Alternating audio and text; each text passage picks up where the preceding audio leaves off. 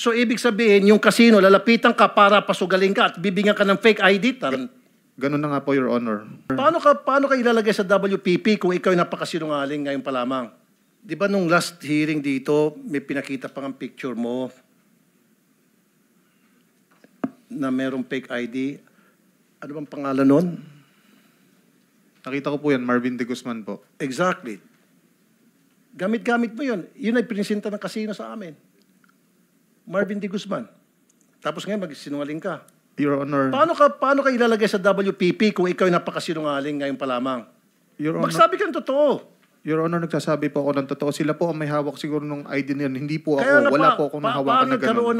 Paano nagkaroon ng kopya ang casino ng Marvin De Guzman kung hindi mo prinsinta sa kanila? Actually, Your Honor, ang alam ko po, natatandaan ko dyan. Dahil gusto nilang maglaro kami, sila gagawa ng paraan para mabigyan kami ng membership eh. Wala po kami kinalaman dyan kung paano kami nagkaroon ng ID dyan. Sa totoo lang, Your Honor. So, ibig sabihin, yung casino, lalapitan ka para pasugalin ka at bibigyan ka ng fake ID? Ganun na nga po, Your Honor.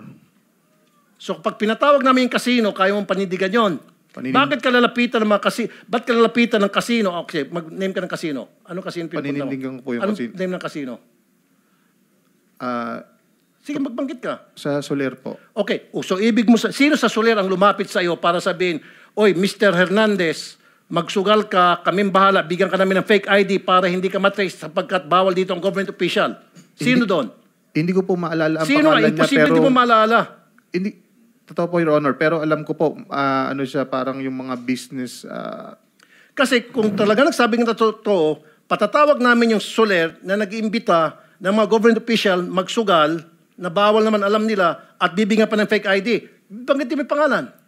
Hindi ko po alam yung pangalan niya, pero pagka nakita ko po siya, maalala ko po siya, Your Honor. Yung Mike Archibald, does it ring a bell?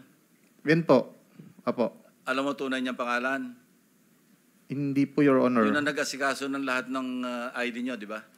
Parang nga po, kagaya po nung sabi ko. Si Archibald Torregosa, di ba? Na-meet mo siya?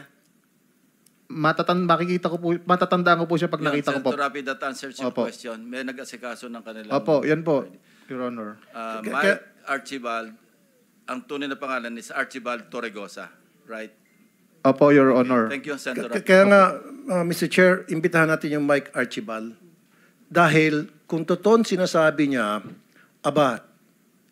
bakit pa ipagbabawal ng ating gobyerno ang mga government official magsugal sa mga kasino, kung meron palang mga tao sa kasino na nag-iimbita sa mga corrupt na government officials, tinuturuan na maging corrupt ang mga government officials, magsugal at sila nang bahal magbigay ng false identity. You'll be invited sa next hearing natin. Archibald Torregosa, kindly take note.